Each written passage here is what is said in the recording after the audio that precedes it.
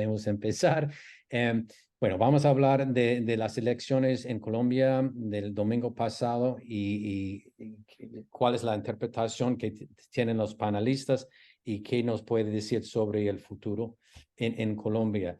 Estamos muy orgullosos de contar con la participación de 3 personas bastante informados, con mucha información y mucho pensamiento interesante de la complejidad de la política colombiana. Voy a empezar con Laura Ardilla, quien es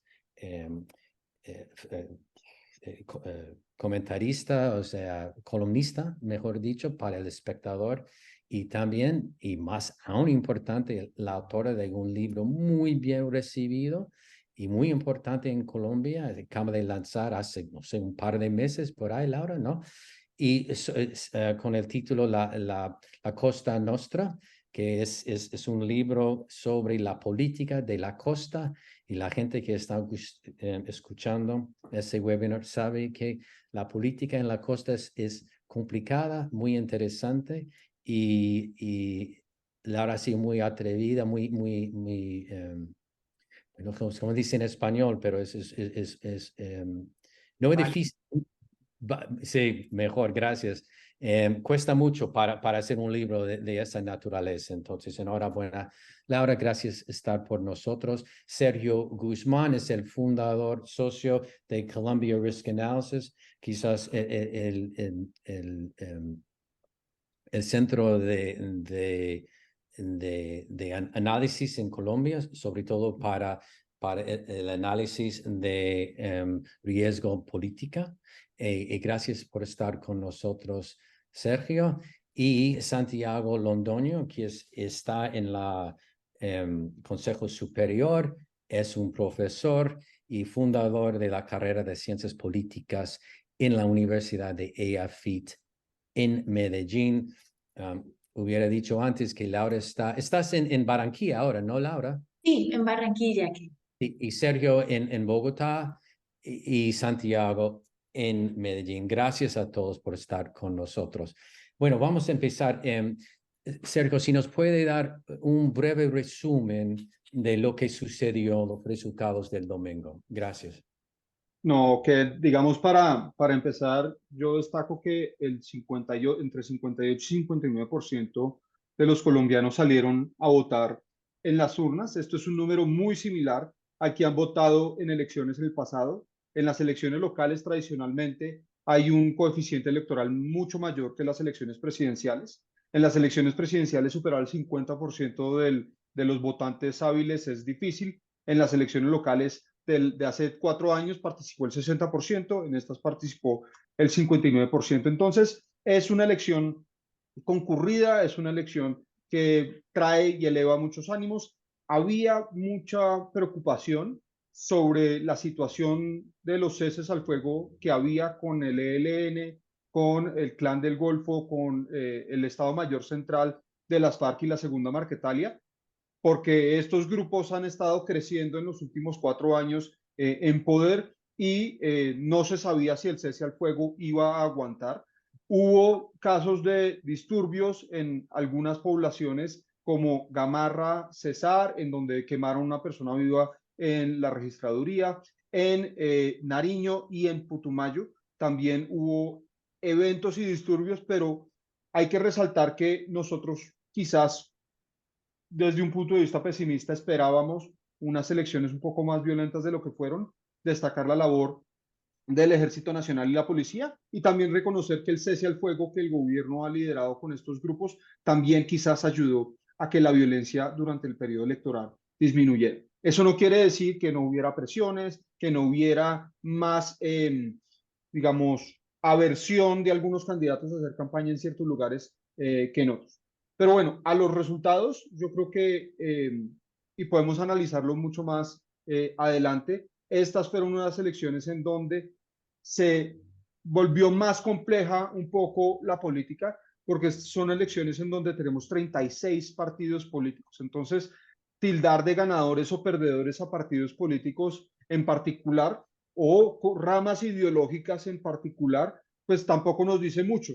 algunos analistas salieron a decir que Colombia se volvió a la derecha, pero siendo el Partido Conservador, por ejemplo, miembro de la coalición del gobierno el primer año, las victorias del Partido Conservador no necesariamente sugieren que se derechizó el país, y siendo el Partido Liberal uno de los grandes ganadores de la elección, tampoco podemos decir que este partido tiene una coherencia ideológica clara.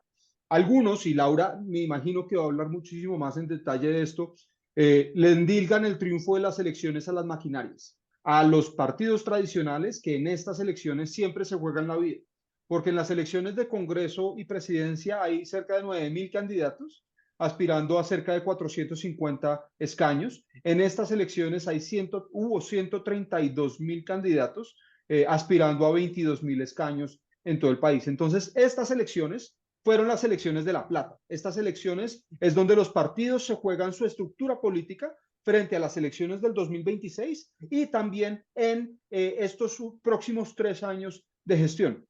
Ahora, lo que nosotros vimos y lo que nosotros hemos analizado es que aquellos partidos políticos que eran percibidos de tener una cercanía muy próxima al gobierno nacional sufrieron y no fueron capaces de generar unos grandes cambios. Ahora, el gobierno salió a decir, sí, pero nosotros ganamos mucho más de lo que teníamos hace 4 años. En eso pueden tener razón porque hace 4 años no había un pacto histórico, pero entonces lo que están tratando de hacer, a mi juicio, es un poco minimizar el golpe.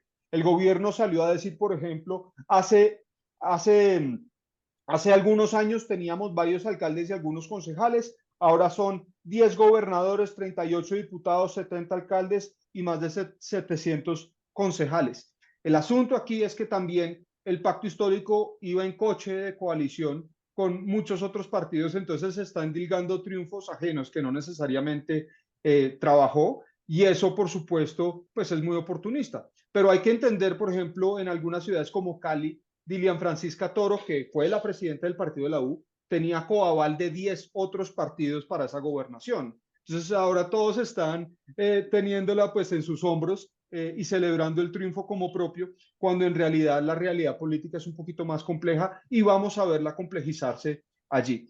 En las principales ciudades hay que resaltar en Barranquilla, y Laura va a hablar en detalle sobre esto, no fue sorpresa para nadie que Alejandro Char ganara y que Eduardo Verano ganara la gobernación del Atlántico. Eso ya se venía cantando hace meses y pues Laura nos va a explicar por qué. En Medellín, el revés que sufrió el gobierno fue absoluto, porque el alcalde Daniel Quintero perdió la alcaldía de Medellín con su candidato Upegui, y no la perdió por poco, la perdió por cerca de 60 puntos porcentuales, y el Centro Democrático reclamó la gobernación de Antioquia, que el Partido Liberal tradicionalmente había ostentado, y Santiago hablará mucho más de eso. En Cali, una alianza entre Diana Rojas y Alejandro Eder impulsó a este último por encima de Roberto Ortiz, que eso sí fue una sorpresa para muchos porque Alejandro Eder no iba punteando las encuestas, y esa alianza entre Diana y Eder sí fue lo que generó una nueva dinámica en la contienda política. Quizás, y Santiago podrá profundizar esto, es una lección para el centro político,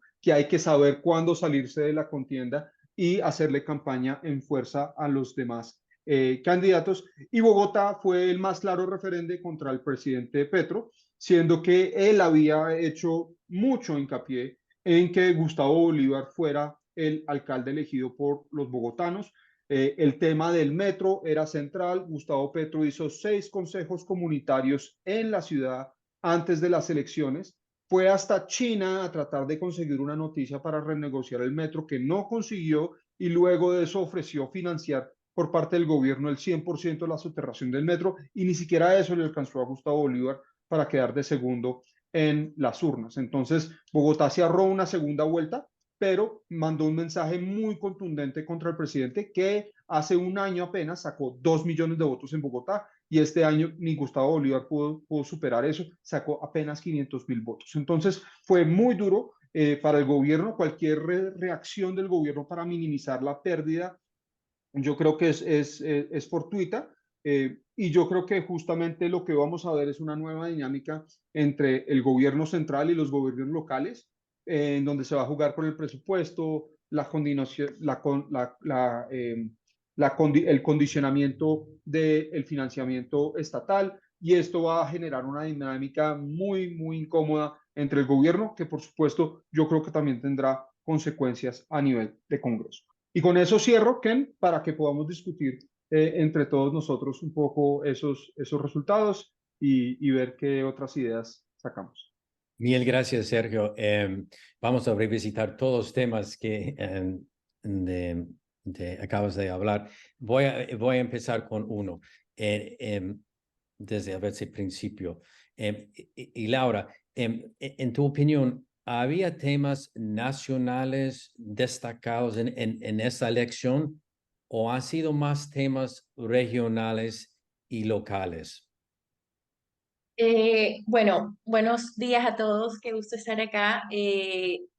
Digamos, yo creo que estas elecciones suelen ser, a diferencia de las presidenciales, tienen unas dinámicas y unas reglas distintas y eso incluye, por supuesto, que los temas sean, digamos, por región.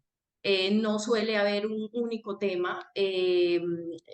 Me parece que el tema del metro, por el mismo ejercicio centralista que hay del periodismo en Colombia, se volvió un tema para todas las regiones. O sea, consumíamos muchas noticias alrededor de lo que estaba pasando con el metro sin que interesara en el resto de las regiones necesariamente o sin que fuera central para las regiones. Tuvimos regiones o ciudades sin tema, básicamente, por ejemplo, Barranquilla, y seguramente ahondaremos en esa precariedad democrática de Barranquilla, en donde no hubo debates entre los candidatos por la misma hegemonía política que ha tenido la ciudad del grupo Char, que fue uno de los triunfadores de la jornada. Eh, el, Otras ciudades como Bucaramanga, el tema fue la seguridad. Yo diría que sí hubo un tema que atravesó quizás la campaña, que se repitió muchísimo con diferentes matices en varios de los debates locales, fue el tema de la seguridad y como quizás una coincidencia alrededor de la preocupación por el tema de la seguridad y por la política de seguridad del gobierno nacional. Creo que había muchísima expectativa alrededor del tema de, como lo mencionó Sergio, de los ceses al fuego, de las consecuencias que eso iba a tener en las elecciones. Entonces creo que si hubo un tema fue ese, pero más allá de los temas que hubo, yo diría, yo resaltaría un tema que no estuvo en esta campaña y que yo hubiese esperado particularmente que estuviera más, porque veníamos de hablar de eso, venía de ser un tema central, una preocupación central, y es el asunto de las prácticas políticas, el clientelismo y la corrupción. Esos temas venían de ser centrales en la campaña, en los momentos electorales en Colombia. En 2022 atravesaron la campaña presidencial, es decir, tener a un político al lado o tener una maquinaria al lado era un poco vergonzante para los candidatos. Y eso pues se reflejó en los resultados en un congreso que se renovó el año pasado en más de la mitad, en el triunfo por supuesto de Gustavo Petro. Veníamos en Colombia de momentos electorales más allá de 2022 que nos hacían pensar eh, que ese hartazgo que hay con el clientelismo y con esas viejas formas de hacer política nos iba a rebarajar el poder regional en estas elecciones. Eh, para no irme muy lejos, digamos, en 2018 tuvimos 4 momentos electorales en los cuales la maquinaria le fue muy mal. Recordemos que ese fue el año de presidenciales en el cual Germán Vargas Lleras, que era el candidato que agrupaba a todos estos grupos representantes de la política tradicional, pues tuvo una debacle, todo el mundo daba por cantada esa elección o que le iba a ir muy bien y él tuvo una debacle ese año. También fue la consulta anticorrupción en Colombia, que obtuvo más de 10 millones de votos de manera espontánea. Entonces, pasó eso en 2018, en 2019, es decir, en las elecciones locales de hace 4 años, la noticia electoral o una de las noticias principales electorales fue el triunfo de varios candidatos a los que los medios bautizamos como Quijotes, porque triunfaron de manera independiente frente a muchísimas maquinarias en varias regiones de Colombia, en ciudades como Cartagena, en ciudades como Cúcuta, en ciudades como Buenaventura.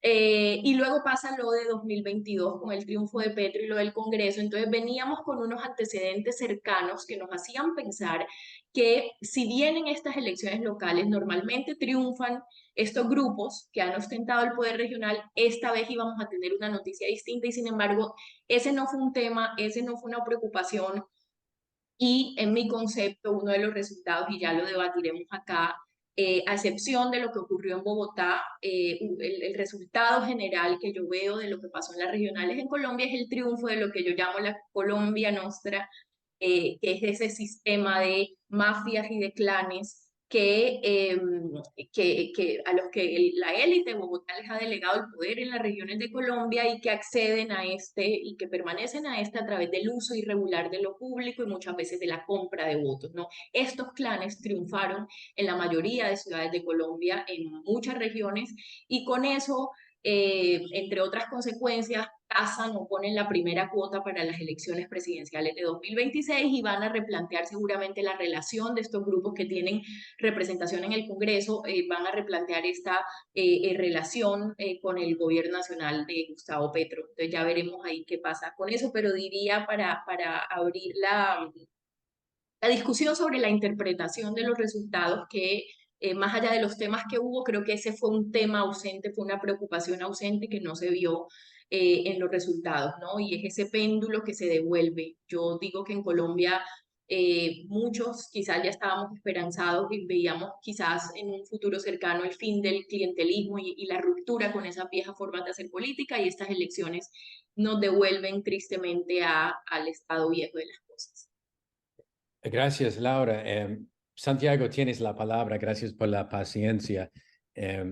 Pues los temas, o sea, hablamos de temas nacionales, pero hasta cierto punto, y tú sabes muy bien cómo estás en Medellín, allá el tema, un tema mucho más puede ser local, ¿no? O sea, el fracaso del alcalde actual, pues igual y un poco en Cali, igual, ¿no? O sea, una reacción al alcalde actual. Entonces, ¿cómo tú interpretas las, los temas nacionales en contra o con los temas más locales en las elecciones?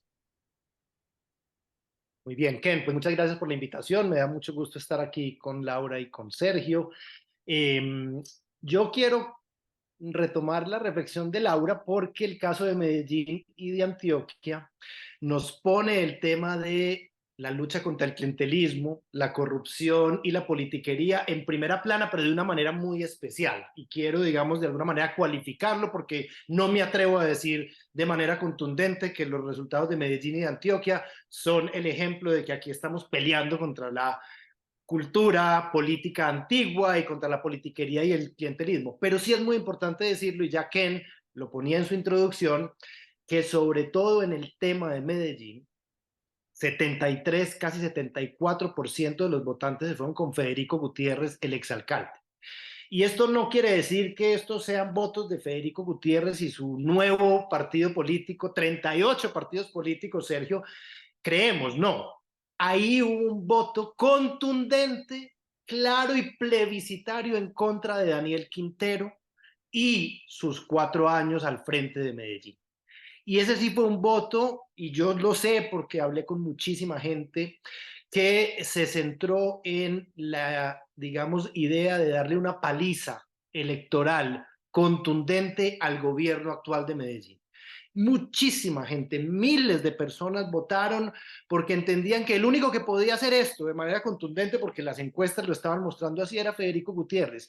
Y el voto útil fue absolutamente claro y apabullante, y pues por eso fueron más de 500,000 votos de diferencia entre el candidato del actual alcalde o del exalcalde ahora, porque renunció, Daniel Quintero, y Federico Gutiérrez. Entonces ahí hubo un mensaje, y fue un mensaje además que no hizo y no tuvo diferencias de estrato social contundentes, ni de norte y sur, y yo creo que ese, digamos, es un primer análisis que hay que hacer.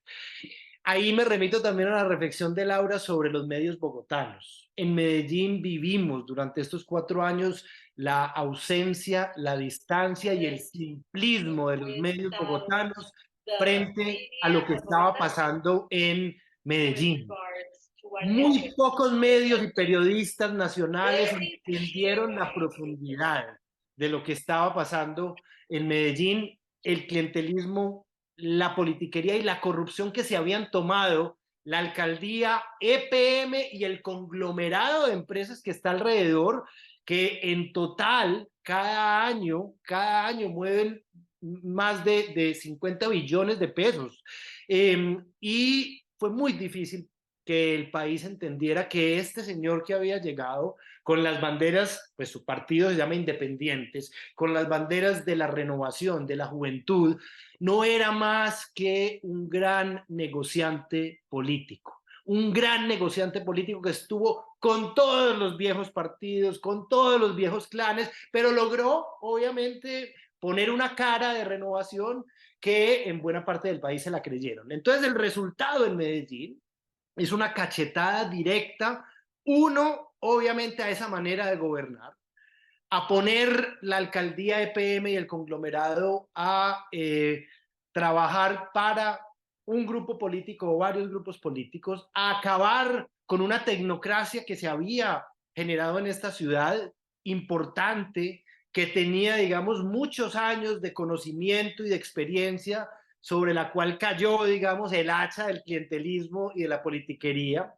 Y obviamente la joya de la corona, que es Empresas Públicas de Medellín, que es una empresa querida por los antioqueños. Eso es, hay veces difícil explicárselo a personas de otras regiones en donde las empresas públicas o desaparecieron o están todavía tomadas por los viejos clanes políticos. Empresas Públicas de Medellín, que es la segunda empresa pública más grande del país después de Ecopetrol, tiene un espacio en el corazón de los antioqueños y es un espacio que se ha generado y se ha construido y pues sin duda no es perfecta y ha cometido errores y puede ser cuestionada, pero este grupo político entró a destruirla de alguna manera y eso se cobró en las elecciones y yo creo que eso es muy importante decirlo.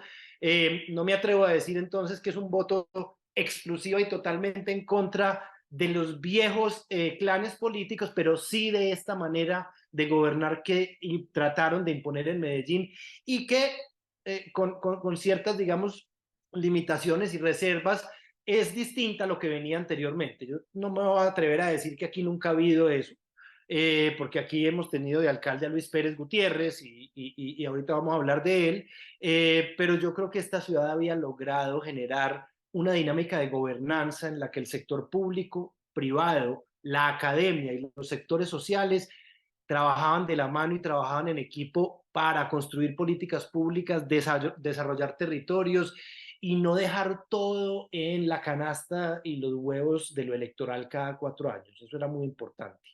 En la gobernación también vivimos un voto que yo creo que fue una mezcla de voto rechazo y voto, digamos, de miedo. Y miedo básicamente a Luis Pérez Gutiérrez, que estaba liderando las encuestas. Luis Pérez fue alcalde de Medellín a principios de este siglo, muy cuestionado. Fue gobernador de Antioquia también en el periodo anterior.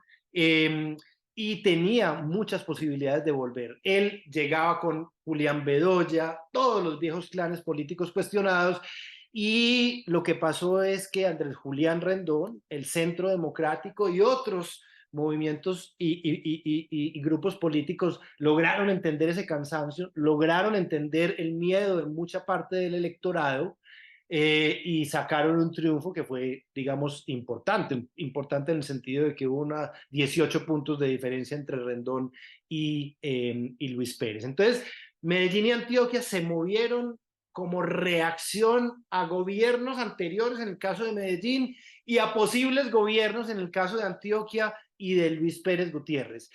Hay también ahí en el fondo un mensaje para Petro y para el gobierno nacional. Digamos que el principio fue una votación muy local y regional, pero también porque Daniel Quintero y Luis Pérez han demostrado conexiones cercanas con el petrismo y con el gobierno nacional.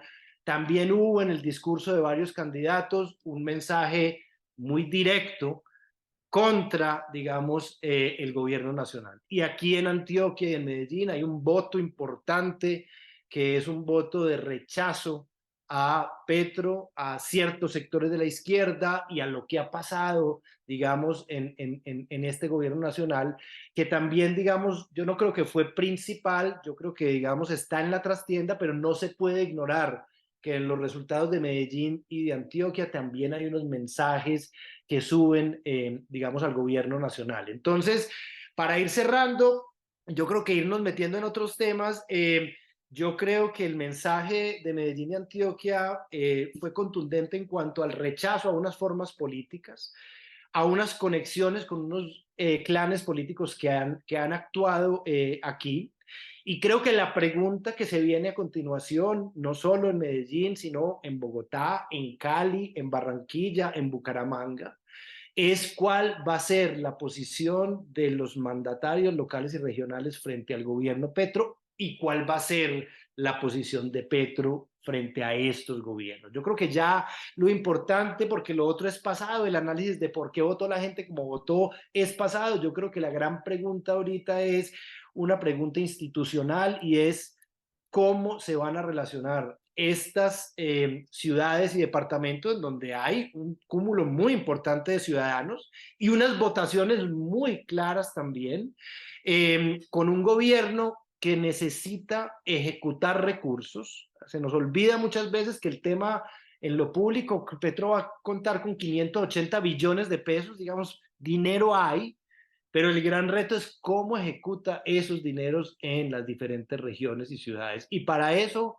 mi experiencia en el sector público es que uno necesariamente necesita relaciones de trabajo, de respeto y de algo de confianza con sectores nacionales, departamentales y municipales. De lo contrario, es muy difícil ejecutar recursos. Y termino con esto.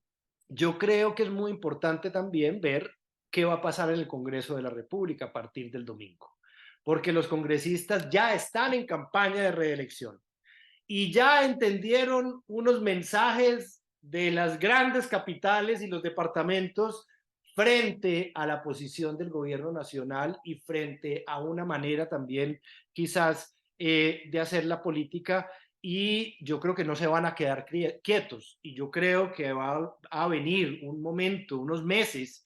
Pues entiendo que hoy van a discutir la reforma de la salud, vamos a ver qué va a pasar desde hoy, pero yo creo que esto va a tomar unos meses, un reacomodo de las fuerzas políticas y bancadas de los partidos en el Congreso frente a la relación gobierno Petro, capitales y departamentos.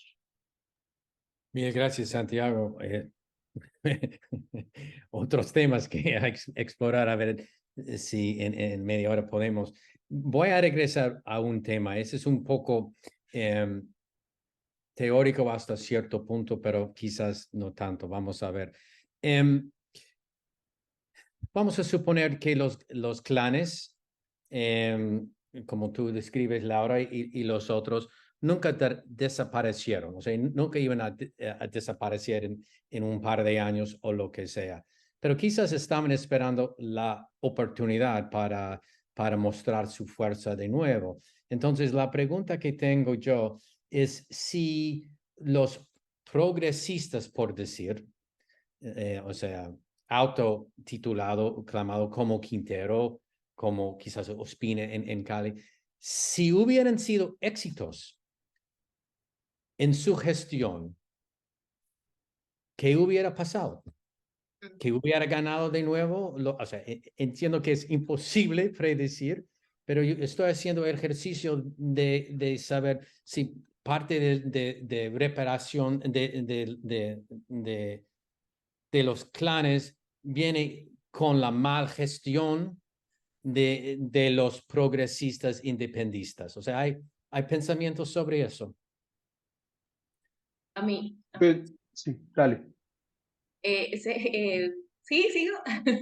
Es que además está relacionado con lo que decía Santiago, iba como a añadir algo a ese comentario tan bueno que hizo respecto a a la mala gestión de Quintero y a esa merecida paliza electoral que recibió. Y es porque, digamos, claro, uno se pregunta por qué se frena ese camino hacia la posible ruptura, porque no estábamos seguros. Mientras en Colombia no se haga una reforma estructural, mientras no se cambie el sistema, mientras no se cambie la forma en la que se financia, y esto no es una novedad, ya se ha dicho mucho, en la que se financian las campañas en Colombia y en la forma en la que se accede al poder, no van a acabarse los clanes, pero íbamos en ese camino, íbamos en un camino de posible transición. ¿Por qué se frena? Yo creo que no hay una única respuesta, pero sí una de las respuestas que hay es la que dio Santiago y la que tú planteas en tu pregunta, y es el fracaso de esos proyectos que llegaron con supuestas propuestas de cambio. El fracaso de los Quijotes, el fracaso de estos progresistas que yo llamo ahora caciques progresistas, porque realmente era un disfraz para tener las mismas prácticas que ha tenido la política tradicional y que ellos tanto critican. Y no solo el ejemplo es Daniel Quintero, también tenemos a Carlos Caicedo en el Magdalena, Jorge Iván Ospina de cierta manera, aunque fue sobre todo su mala gestión la que lo castigó allá. Yo creería que ese fracaso generó una desesperanza ciudadana. Un ejemplo claro también de eso es Cartagena. Cartagena fue protagonista hace 4 años de las elecciones porque fue la ciudad en la que, después de años de saqueo por parte de clanes liderados por corruptos, liderados por parapolíticos, la gente cansada votó por un señor que ni siquiera vivía en Colombia, vivía en Estados Unidos y que hizo campaña por Instagram, pero estaba proponiendo un cambio y estaba proponiendo luchar contra la corrupción, y la gente se puso las manos en los ojos, se tapó los ojos y votó por esta persona en un salto al vacío, y esta persona resultó un fracaso para una cantidad de ciudadanos. Esta persona, que es el alcalde actual, William Dow, en su primer año ni siquiera alcanzó a ejecutar el presupuesto. Para muchas personas de Cartagena ha hecho quizás una de las peores alcaldías de los últimos años. Y termina el péndulo devolviéndose en Cartagena, y terminan en Cartagena eligiendo a un alcalde que lleva consigo a toda la clase, a toda esa vieja clase política que había gobernado la ciudad. Entonces yo sí creo que una de las respuestas para entender lo que pasó, y me parece clave porque eso es lo que nos lleva a mirar lo que va a pasar más adelante, es ese fracaso de esas propuestas alternativas. También pasó en Buenaventura con el líder social Víctor Vidal, cuya gestión, que también menciona las maquinarias, y cuya gestión también ha sido muy criticada. Yo, para complejizar el tema, diría que esa, por supuesto, no es la única respuesta ni la única explicación. Por supuesto, sigue habiendo mucha dependencia en Colombia aún de los ciudadanos y de lo que las casas políticas llaman las clientelas con el Estado, por supuesto, con el Estado que resuelve, con el político. Y eso se ve muchísimo en las elecciones locales. En departamentos como La Guajira, departamentos como Sucre, el mayor empleador sigue siendo el Estado. Entonces, quien tiene un contrato o quien tiene un familiar contratado, por supuesto que vota mediado por esa necesidad. Entonces creo que también esa es una de las respuestas por las cuales este sistema de clanes sigue insistiendo y sigue predominando. Creo que también hay un tema clave con el Petro y con esa relación que estableció Petro con las maquinarias, porque Petro llegó con una propuesta distinta y sin embargo ha tenido unas alianzas con las maquinarias que es posible que hayan terminado empoderadas en algunas zonas. Yo pongo el ejemplo de Córdoba, en donde el gobernador electo es Erasmo Zuleta Bechara, un cacique tradicional emergente de ese departamento, que no votó por Petro, que no estuvo en la campaña de Petro, pero que luego, vía el partido de la U, porque ahí milita él y milita su representante a la Cámara, entró a la coalición de Petro y recibió, en ese camino recibió burocracia. Digamos, la persona que está actualmente en la cabeza de una entidad llamada Fidu Previsora, una entidad mixta, hace parte o fue propuesta por el grupo de Erasmo Zuleta. Entonces también siento que esa situación un poco no tan clara de Petro con las maquinarias, con esa vieja forma de hacer política, ¿no? Que en el discurso es contrario a ellos, pero que en la práctica termina haciendo unas alianzas con ellos, creo que también ha podido jugar, y lo planteo más que como una respuesta, como una posibilidad, ha podido jugar y puede estar en la lista de esas como asuntos que nos hacen entender por qué pasó lo que pasó en Colombia. Y también quería añadir, a propósito de lo que dijo Santiago, el tema del centralismo en el cubrimiento a Bogotá.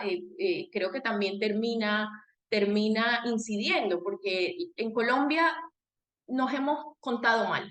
En Colombia nos han contado desde Bogotá y para Bogotá, y yo insisto mucho en eso porque esto ayuda a que estas cosas pasen.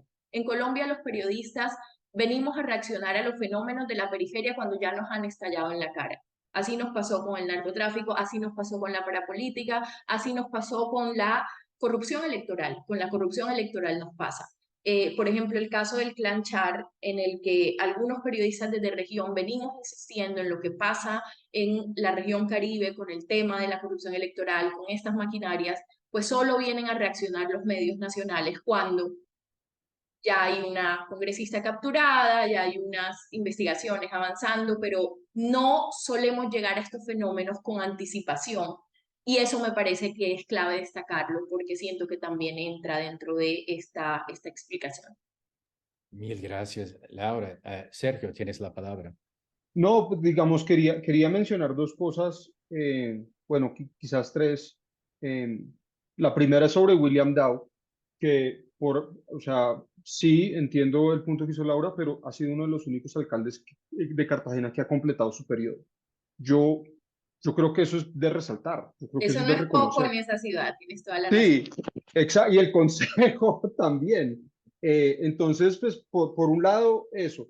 Por otro lado, yo siento que todavía no estamos hablando de la pandemia como algo que afectó realmente a estos alcaldes de hacer sus planes, porque muchos de estos alcaldes, no, todos estos alcaldes, empezaron el 1 de enero del 2020 y el 6 de marzo del 2020, es decir, 2 meses y 6 días después, tuvimos el primer caso de COVID-19 en Colombia.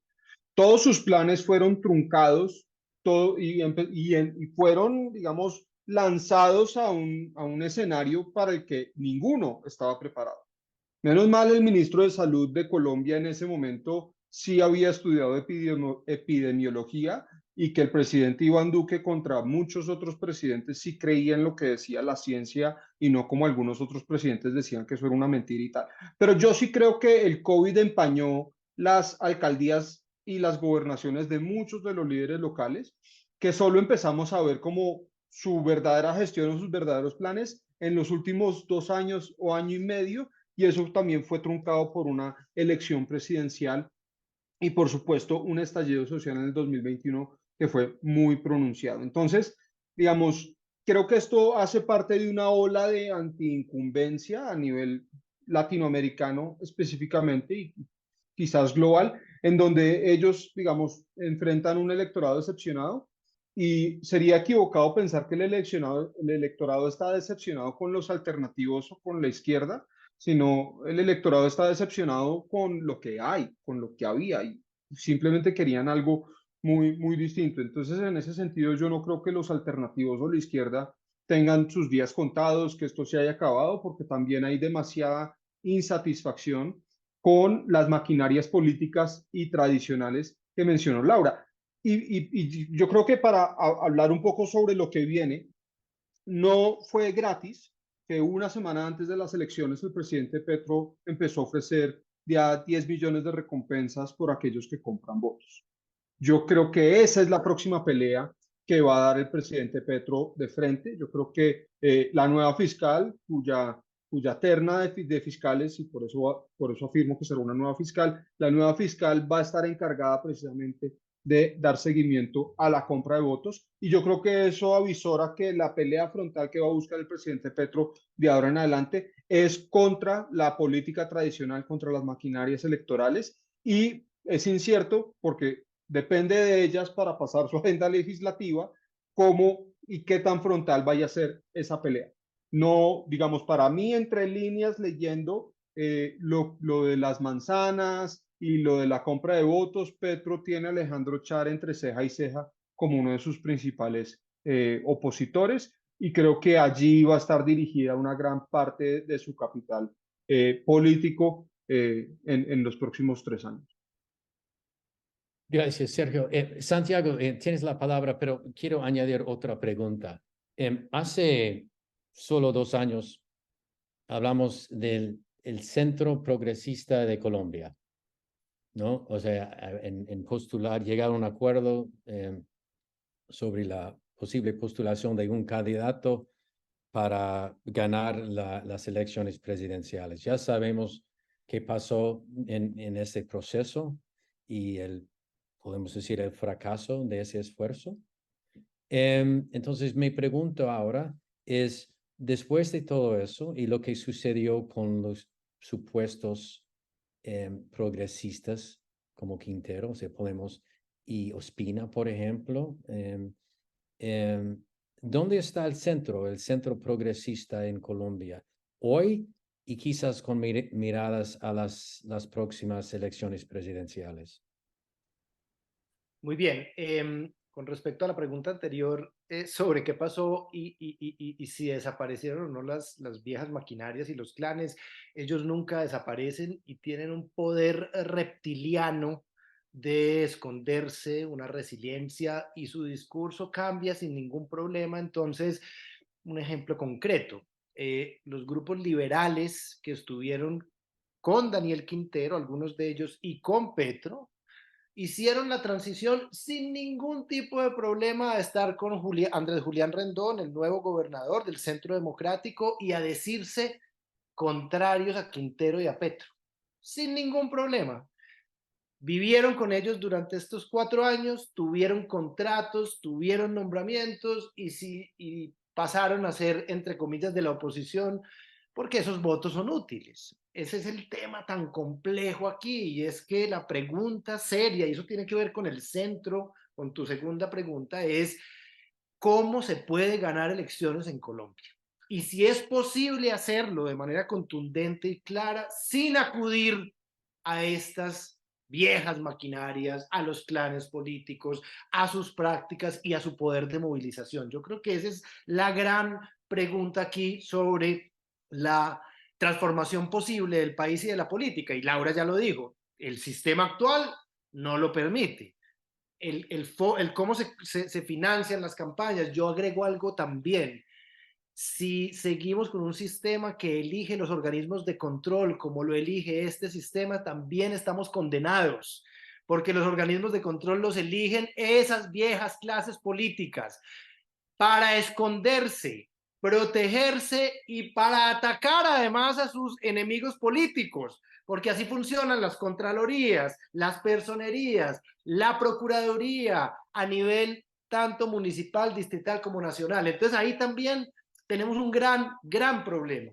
No va a cambiar el sistema mientras quienes ejercen control estén en manos de esas viejas clases políticas. Es su manera también de mantenerse, de sostenerse, de esconderse y de atacar a sus enemigos. Y yo creo que ese también es una reflexión central. Entonces tienen un gran poder de mimetizarse, son resilientes, son capaces de aguantar gobiernos alternativos 4 años, se preparan para esto porque también, lo decía Sergio en su introducción, si no es el gobierno nacional, son los gobiernos locales. Entonces de pronto tengo presidente y estoy facturando por lo nacional. Si no lo tengo, me gano las alcaldías, los consejos, y entonces estoy facturando desde ahí también. Es muy complejo entonces ese juego, y yo no veo una manera real bajo esta constitución, con este sistema político, de acabar con esas maquinarias ni con esas prácticas. Yo no la veo,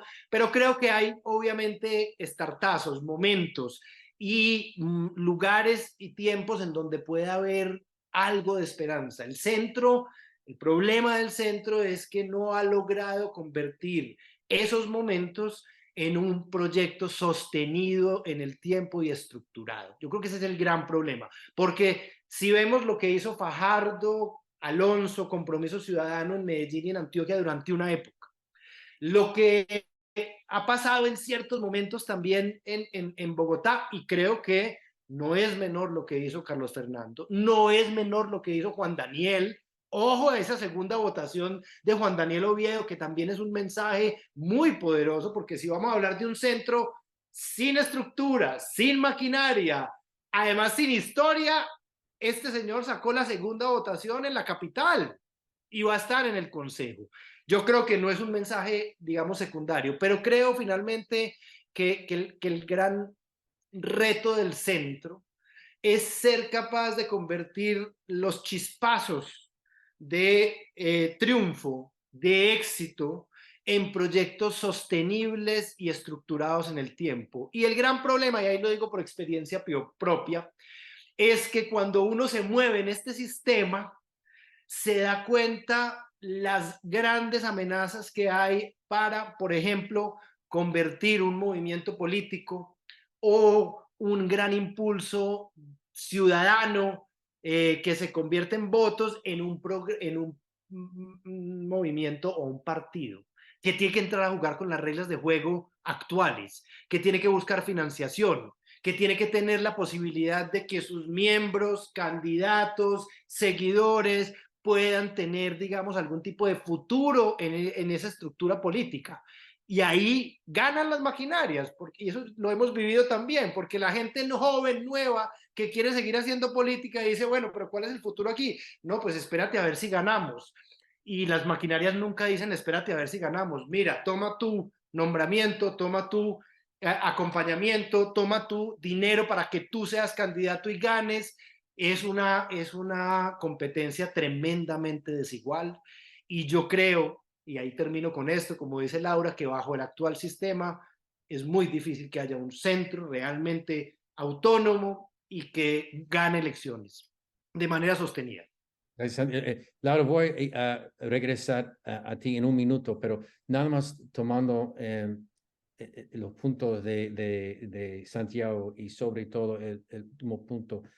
Un contraargumento no puede ser el éxito que tenía, o pues quizás no fue éxito según piensan ustedes, o Sergio, como tú estás en Bogotá, pero el éxito relativamente de Claudia López en Bogotá. Ella ganó con los verdes y tenía una administración más o menos, o sea, se acercó más al centro, se puede decir, pero siempre tenía perfil de centro izquierda, ¿no? Ganó, salió con una aprobación relativamente buena, ¿no? ¿O estoy equivocado? No, es cierto, digamos, y Claudia López logró elegir a 8 concejales del Partido Verde, 8 de 45, baja de los 12 que había ahora, y el nuevo liberalismo tiene otros 8 de 45. Eso le va a dar gobernabilidad a Carlos Fernando Galán. Y el tono no confrontacional de Claudia con Galán fue importante. Destacar también que Galán fue el principal opositor a Claudia López en las elecciones de hace 4 años, entonces reclamó su curul como concejal desde donde le hizo oposición al gobierno de Claudia López. Entonces tampoco es tan claro que el triunfo de Galán fue un triunfo que no, que adhirió o le dio continuidad a Claudia López. Yo creo que el voto en Bogotá también fue muy radicado en la calidad o en la mala calidad de Gustavo Bolívar como candidato. Hace 4 años el candidato de la izquierda era Holman Morris y este año el candidato era Gustavo Bolívar, un muy aclamado libretista de narconovelas, pero una persona que también era el principal alfil del presidente Petro en las elecciones y no lo escondía ni un ápice. ¿Sí? En primer lugar, él fue la cabeza de lista del pacto histórico, renunció del Senado porque aparentemente no era suficiente el dinero que ganaba como senador, 43 millones de pesos, cerca de 24 millones de pesos libres, lo que en Colombia es una fortuna, sin duda. Empezó a hacer campaña muy a regañadientes después de esa renuncia.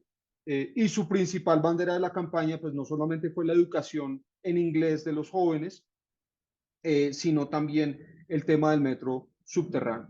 Entonces yo creo que el tema del metro subterráneo, la mayoría de bogotanos no es que quiera un metro subterráneo o un metro elevado, es que quieren un metro, ¿sí? Y la candidatura de Gustavo Bolívar planteaba un metro como una posibilidad mucho más incierta, mucho más lejana, mucho más distante, y el voto fue a favor de cualquiera que no fuera Gustavo Bolívar. Entonces, Carlos Fernando Galán, si Oviedo hubiera mostrado mayor viabilidad en las encuestas de derrotar a Gustavo Bolívar en primera vuelta, yo creo que la mayoría de los ciudadanos hubieran votado por él. Sí, pero Carlos Fernando Galán desde el puro inicio mostró una posibilidad y Bogotá, siendo la única ciudad en donde había una segunda vuelta electoral planteada por estas nuevas reglas electorales, pues muchos ciudadanos votaron o ejercieron un voto útil por Carlos Fernando Galán para evitar ese escenario, porque ya el presidente Petro llevaba semanas quizás meses haciéndole campaña a su candidato. Entonces, para mí no refleja necesariamente un favoritismo o una continuidad a la alcaldía de Claudia López, sino más bien unas ganas muy grandes de que Gustavo Bolívar no fuera nuestro alcalde. Gracias, Sergio. Laura, gracias por la paciencia. Pues hay muchos temas sobre la mesa, puedes escoger unas o todas, pero quiero añadir, Comentar. y sí, nada más quería decir que tú vives en la ciudad quizás con el clan más fuerte o más dominante en toda la República. Entonces, ¿cuál es tu punto de vista desde Barranquilla? Bueno, sobre el centro quería decir, yo siento que uno de los retos principales y de las deudas quizás que ha tenido esto que llamamos el centro, que siento que en todo caso no está del todo definido qué exactamente es el centro, es el trabajo político en las regiones de Colombia. Y volvemos al tema del centralismo. Creo que sus grandes triunfos han estado en las grandes urbes, en Bogotá, y eso no es gratuito y no solo se debe al tema de las maquinarias, sino también a que no ha habido un esfuerzo de estos proyectos cuando nacen por eh, hacer un trabajo político y generar unos liderazgos en las regiones de Colombia más allá de los momentos electorales, porque llegan a las regiones o empiezan a moverse en las regiones, en la periferia, y con regiones me refiero a la periferia de Colombia, cuando van a comenzar unas elecciones. Y por supuesto que así pues, es inviable llegar a donde hay unos tableros de juego ya más o menos organizados, sobre todo con este tema de los clanes. Eso he visto, he sido testigo de cómo eso ocurre. Y eso está, el centro no existe en la periferia y eso está, por supuesto, eso es muy conveniente y muy funcional a los grupos políticos que ya están ahí establecidos. Entonces creo que debería haber una autocrítica y un mayor esfuerzo por parte de esa dirigencia del llamado centro, porque eso cambie. Quería también comentar algo que dijo Sergio de lo que él cree que va a ser una nueva lucha de Petro por el tema de los compradores de votos y de la corrupción electoral. Yo estoy muy en desacuerdo con eso porque y digamos, creo que hay un hecho para evidenciarlo y es que Petro no ha hecho absolutamente ningún esfuerzo, ni como candidato, ni como presidente de la República, por acabar con estas mafias electorales. No ha habido el más mínimo esfuerzo.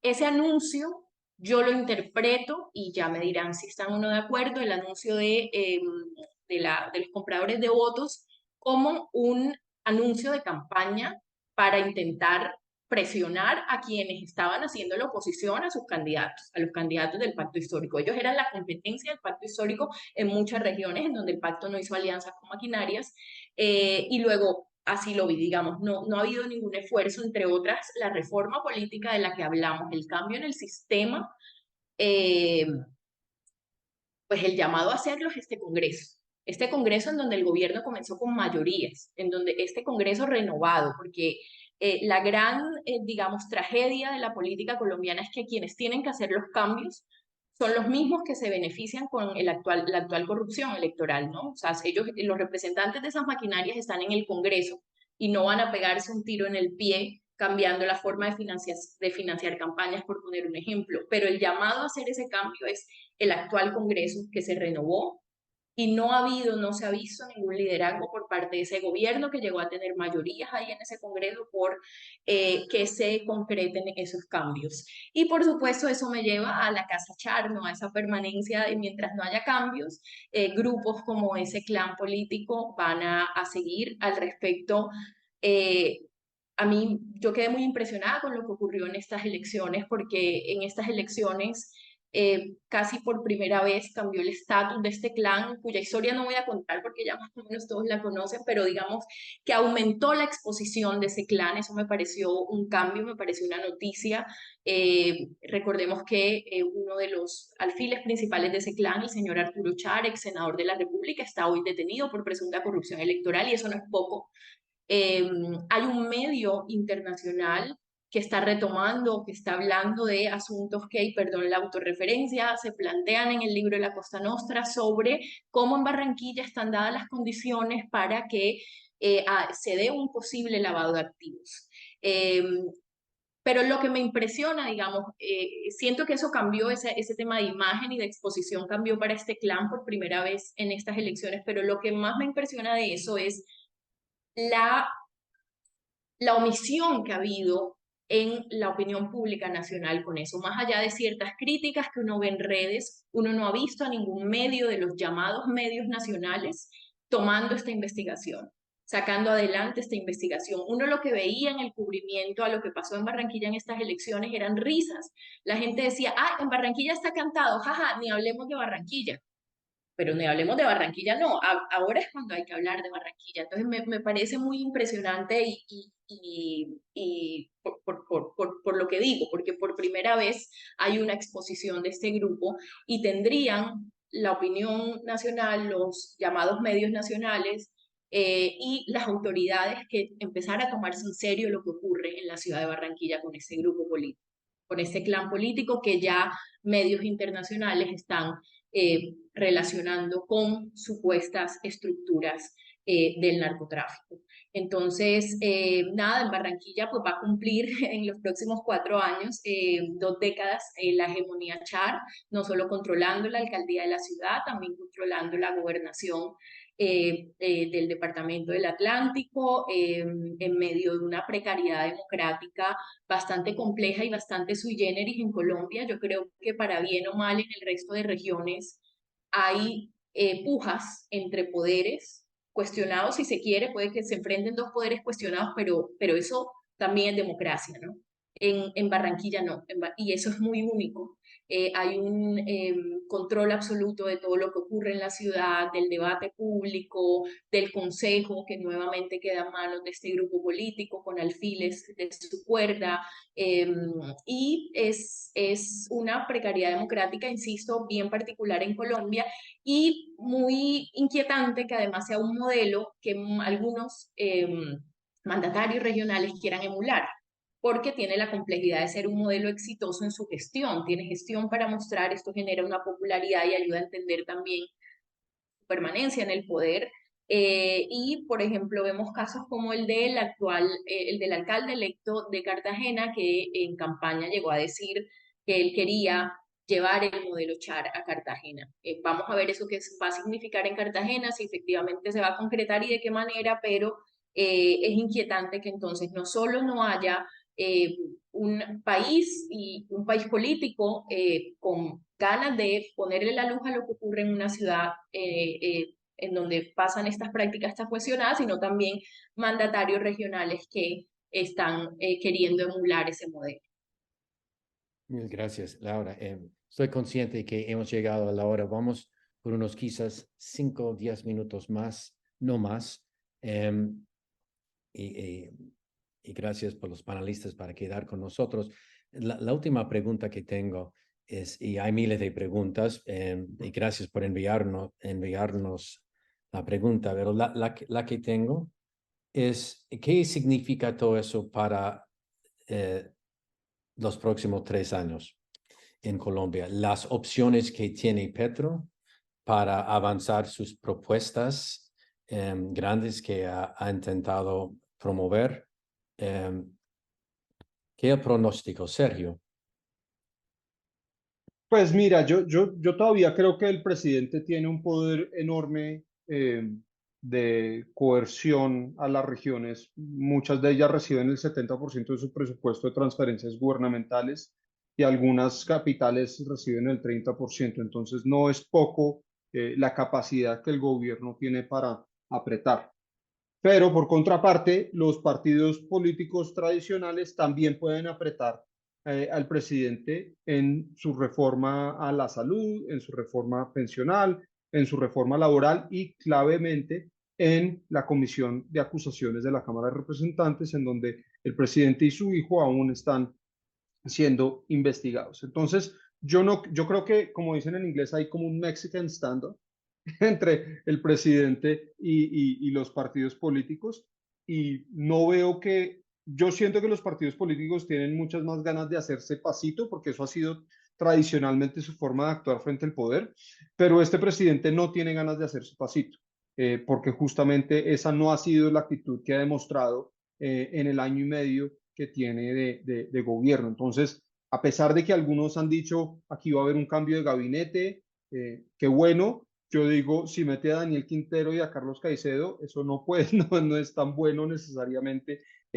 para esa actitud conciliadora del presidente. Y siempre está el asterisco, que en este caso es el Twitter presidencial o el X presidencial, por el cual Petro revuelve el avispero constantemente. Entonces, para mí no va a ser smooth sailing, para mí va a ser confrontacional y para mí va a ser sobre vida o muerte, genocidio o vida. O sea, el presidente introduce unas opciones absolutistas en el discurso, en donde ahora somos corruptos o no corruptos, o paramilitares o no paramilitares, mejor dicho, el presidente va a continuar esa brecha tan dañina para el país y para un rumbo común. Gracias, Sergio. Entonces, Santiago, vamos a ver más crispación del diálogo. Yo creo que es lo que está diciendo Sergio, más o menos. Y sí, es así. Lo que yo entiendo es que vamos a ver 3 años de estancamiento. O sea, caretaker government para 3 años. ¿Es así o hay posibilidades de avanzar en unos temas por el bien de todos? Yo esperaría que sí, pero no tengo grandes esperanzas. Desafortunadamente, el presidente es un ser ya muy previsible, predecible.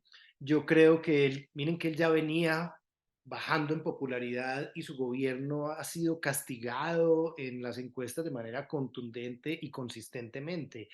Y este es otro golpe adicional. Y el problema con Petro es que él no reacciona con los golpes tomando un paso atrás y respirando, sino que se mete a la pelea de manera más fuerte y eso hace parte de su historia y de su vida. Él es un ser confrontacional, es un ser desconfiado de la institucionalidad y de los sectores tradicionales de este país, sean empresarios, sean incluso académicos que no estén con él. Entonces, a mí me asusta mucho porque no solo es una oportunidad perdida, porque si uno dijera solo es una oportunidad perdida, yo creo que puede haber daños profundos alrededor de las relaciones y las instituciones de este país con un presidente como Petro. Yo esperaría que él entendiera el mensaje, porque es que él necesita de las regiones y las ciudades capitales para poder ejecutar su plan de desarrollo. Los necesita. Es imposible hacerlo desde Bogotá y eso está absolutamente claro. Yo esperaría que él entendiera esta situación. Y que viera además en los mediadores, que en este caso pueden ser los congresistas, una oportunidad. Yo tengo una hipótesis, algo, digamos, alocada, pero creo que puede funcionar en este ambiente político tan macondiano nuestro, y es que yo creo que un cierto expresidente de la República va a intentar y va a poder jugar un papel y de pronto un rol de mediador, sobre todo en el caso de Antioquia y de Medellín. Y eso va a ser interesante. Yo creo que Uribe puede jugar un rol de mediador entre Petro y las nuevas autoridades en Medellín, porque Uribe tiene el oído de Fico y de Rendón, completamente. Y Uribe ha demostrado que su actitud frente a Petro es muy pragmática, porque además sabe que tiene que cuidarse y que Petro le puede hacer mucho daño en lo que viene, además más con nueva fiscal a bordo. Y mi hipótesis es que yo creo que él va a intentar jugar un rol más de mediador y puede lograrlo, creo que puede lograrlo, porque Petro y Uribe se entienden muy bien desde el estómago, no desde la cabeza, sino desde el estómago, porque son muy parecidos desde el estómago. Y yo creo que ahí puede haber una oportunidad. Es simplemente una hipótesis que dejo porque he estado pensando mucho en qué puede pasar. En el caso de Antioquia, y termino con esto, las 4G están desfinanciadas, viene una ley de servicios públicos que es estratégica para empresas públicas de Medellín, estratégica para su futuro y sus planes y proyecciones. Está Hidroituango, está el metro de la 80, que está en ley de metro, es decir, el gobierno Duque prometió el 70% de esos recursos y otros proyectos estratégicos como el tren de cercanías que va a unir todo el Valle de Aburrá y el área metropolitana, y ahí el gobierno nacional es un actor central. Entonces no es tan sencillo como decir adiós Petro y nos olvidamos de la nación, a pesar de que aquí hay recursos. Entonces vienen unas épocas interesantes. Mil gracias. Laura, tienes la última palabra, o sea, y la pregunta encima de todo eso es, Sergio, dice más o menos, yo creo, Santiago, con la excepción de intervención de los sabios, por los ex presidentes, por decir, que es sobre la posible conciliación o moderación de Petro hacia la oposición, que, como dice la Biblia, no se puede echar vino nuevo en una botella antigua. ¿Estás de acuerdo con eso o tú ves posibilidades de rapprochement en algunas cosas? Pues miren, estoy de acuerdo con ambos. Creo que este país tiene la particularidad de siempre estar en modo electoral. En Colombia siempre estamos en elecciones, o sea, terminamos una y al día siguiente se empiezan a barajar las cosas para la otra. Y esa situación va a atravesar a esta puja que describía Sergio, que se va a ver en las regiones, por un lado, entre mandatarios locales y gobierno nacional, y por el otro, en el Congreso, entre los jefes políticos de esos mandatarios y el gobierno nacional. Va a estar todo muy mediado por las elecciones. Vamos a ver cómo se termina definiendo, pero lo que vamos a observar seguramente es a un grupo como el Grupo Char queriendo sacar adelante por supuesto, digamos, todo lo que tenga que cofinanciar la nación, las relaciones y toda la necesidad que tiene de la nación, tratando de sacar adelante esta relación, pero al tiempo pensando en 2026, en que los Char son un grupo absolutamente opositor con ambición nacional y el resto de grupos, además, así no tengan ambición nacional directa, quieren jugar en esas elecciones, entonces va a estar ese dilema constante para ellos y me parece que va a estar también ese dilema, por supuesto, para Petro y para el gobierno nacional, y es sacar adelante las reformas en el Congreso, mantener una buena relación con los mandatarios locales a los que el gobierno nacional efectivamente necesita, pero al tiempo cómo se organiza y cómo se termina de desarrollar el gobierno y de estructurar el proyecto político Petro para enfrentar a esos grupos en 2026 por el poder. Y creo que eso es una realidad pues, que es muy dramática para el país, ¿no? Porque al final terminamos dependiendo de ese juego electoral de muchas maneras, ¿no? Terminan como priorizándose esas intereses. Sobre el tema de 2026, quería simplemente anotar que estas elecciones también nos dejan, más allá de Petro y más allá de los clanes, con ciertos proyectos que seguramente también van a jugar, nos los dejan ubicados, y quería destacar algo de lo que no hemos hablado del triunfo de Carlos Fernando Galán en Bogotá, pero más allá de eso, del proyecto de los Galán, del partido de los Galán con miras a 2026, me parece interesante cómo después de ese fracaso tan grande que tuvieron en las elecciones del año pasado a Congreso, terminan un poco no solo ganando la alcaldía de Bogotá, por supuesto la más importante, sino también ganando alcaldías como Cartagena, con Coabal, la alcaldía de Cali en Coabal, y alcaldías más pequeñas, pero pues también significativas como Pasto, Florencia, San José del Guaviare, y eso me parece que los convierte, sobre todo porque ya sabemos que hay unos intereses de ellos en la presidencia, en un actor que se va a mover también en ese juego de las elecciones que ya se vienen. Está Claudia también la expectativa por qué papel pueda jugar en esas elecciones y en este camino que ahora inicia. Pues Quintero, que iba a ser el ungido después de esta debacle, yo creo que el pacto histórico se queda sin figura también para presidenciales, y eso va a ser parte, repito, de lo que va a ocurrir, y Carlos Caicedo, esta figura también muy cuestionada del progresismo, que ganó, que hizo Moñona en el Magdalena y que tiene ambición nacional y que está sonando que va a ser nuevo ministro, también vamos a ver qué pasa con eso. Yo siento que todo lo que ocurra, por supuesto estamos haciendo más preguntas que dando las respuestas, pero va a estar muy atravesado por las elecciones de 2026. Mil gracias, Laura, mil gracias, Sergio y Santiago. Ha sido un honor compartir este tiempo con ustedes. Quiero mencionar de nuevo que el video de todo eso va a estar colgado en nuestro sitio web hoy por la tarde o más tardar mañana. Y también quiero recordarles que el 9 de noviembre vamos a tener nuestro próximo webinar sobre el nuevo proyecto de constitución en Chile con gente que estaba muy metido en el comité de expertos en escribir o hacer comentarios sobre la propuesta de la Constitución. Gracias de nuevo a todos ustedes por estar con nosotros y vamos a hacer seguimiento de Colombia como siempre. Nos vemos de nuevo. Gracias. Gracias, chao. Chao.